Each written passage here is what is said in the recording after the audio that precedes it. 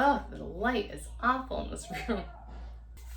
Hey guys, welcome back to my channel. My name is Deidre Squires, and this week is the last pattern review for the wall hangings I made for my cousin's kids' bedrooms.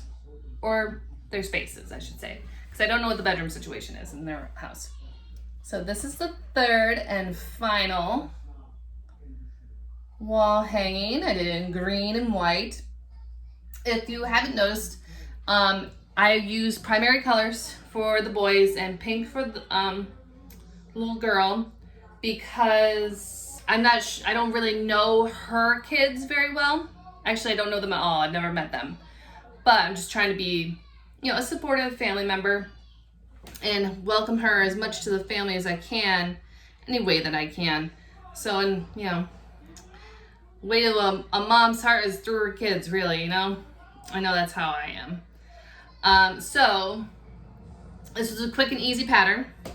I made it like I made the other two with graph paper, pen and pencil, wrote out the graph I started here and worked your way up. Quick, easy, fun. I'm super excited that I got these done so I can finally take them to my cousin's house so I can give them to them. I'm wondering if I should get letters to put on them. Have the parents pick which, or have the kids pick out which one, or maybe have the parents pick out which one goes to who. And just, because each child has a different first letter of their name. So you don't have to worry about like having Mitchell and both have M's, or, that way you can have it differentiate that way. Maybe it would prevent kids from arguing over who gets what. So I might do that too, which would be a quick run to any craft store to get letters.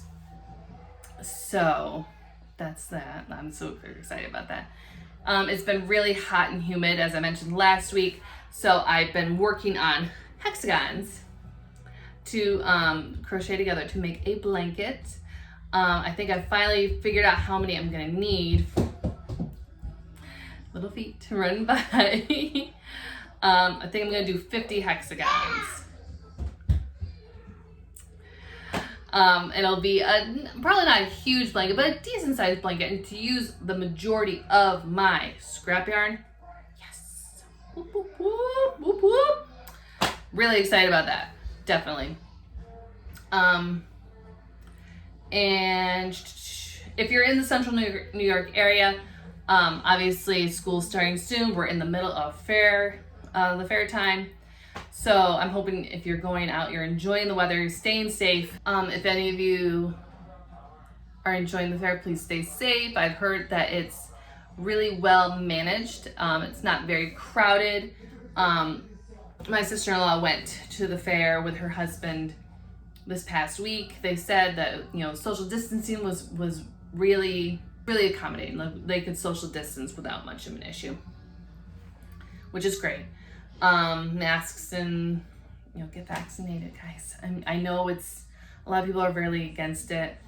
As a healthcare worker, I have seen the side effects of COVID and what happens when an elderly person or somebody who has a compromised immune system, contracts COVID, and they become ill and they don't recover, and and some people pass away, unfortunately. Other people, they never bounce back, and that's been the hardest part as a healthcare worker for me, is to see these people who, they're a generation that built our country and did so much. Some of them were World War II vets.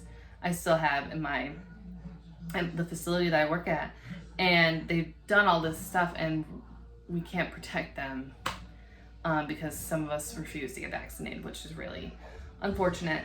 But I'm hoping everybody stays healthy and safe. We're starting school. We're hoping that school goes well, that we get going and we have a great experience in a new environment, especially my son.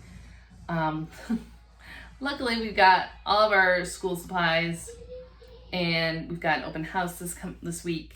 Or when you see this, it'll be we had a family open house. I don't know about the rest of you, but I'm ready for fall.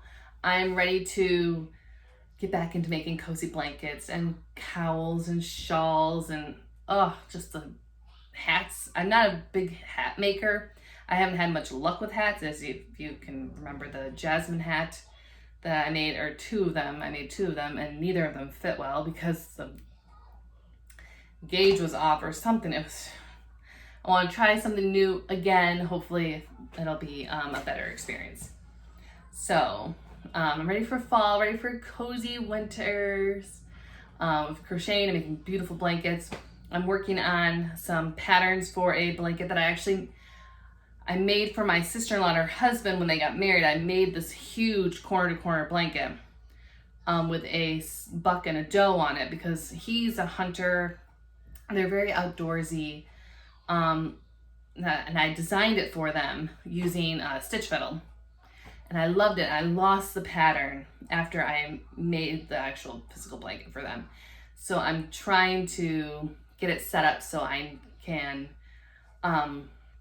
make it again. So I know how much yarn I need to, to tell people to purchase, and what's, what hook size I used and all that jazz. I'm super excited. I'm hoping people like the pattern and maybe purchase it if I can get an Etsy or some sort of website going with patterns. I'm excited about that. Something new, something challenging, definitely.